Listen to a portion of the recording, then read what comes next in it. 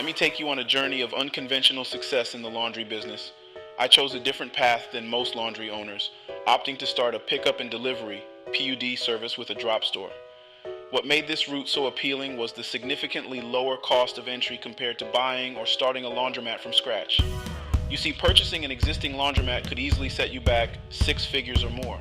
However, if you're willing to take on the challenge of a failing establishment or an exhausted owner desperate to exit the business, you might find a more affordable opportunity. Starting a brand new location, on the other hand, comes with variable costs depending on the chosen site. Option 1 involves building out a completely new location, which can easily reach 7 figures. Option 2 is more intriguing, negotiating a new lease with a property owner for an already operational laundromat. Following Danny D'Angelo's method, this option could cost anywhere from 4 to 5 figures. Depending on the size and the need for machine replacements could increase this cost to 6 figures range. A third option presents itself in negotiating a lease for a closed laundromat that still has all the necessary installations in place. This alternative carries a price range of 5 to 6 figures, or even in the millions, contingent on the size of the store. In contrast, starting a PUD service required a modest investment, falling within the low range of 5 figures. However, if I were to do it all over again, I would skip the drop store altogether. Operating a drop store comes with fixed costs that eat into your profits. Instead, I would establish a virtual business address on Google Maps, keeping my primary address private. I'd handle some operations from home and utilize a carefully selected laundromat that best suits my needs, allowing me to personally oversee all the washing with the help of a dedicated team.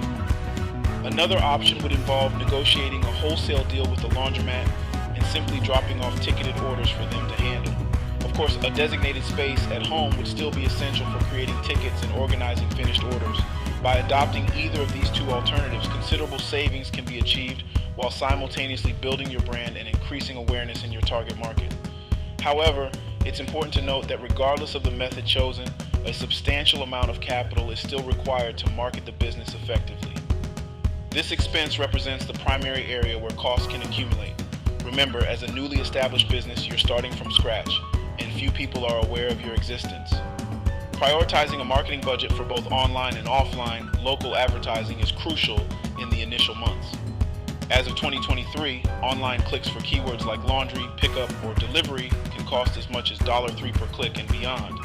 There are also some free marketing strategies worth exploring, but that discussion will have to wait for another time.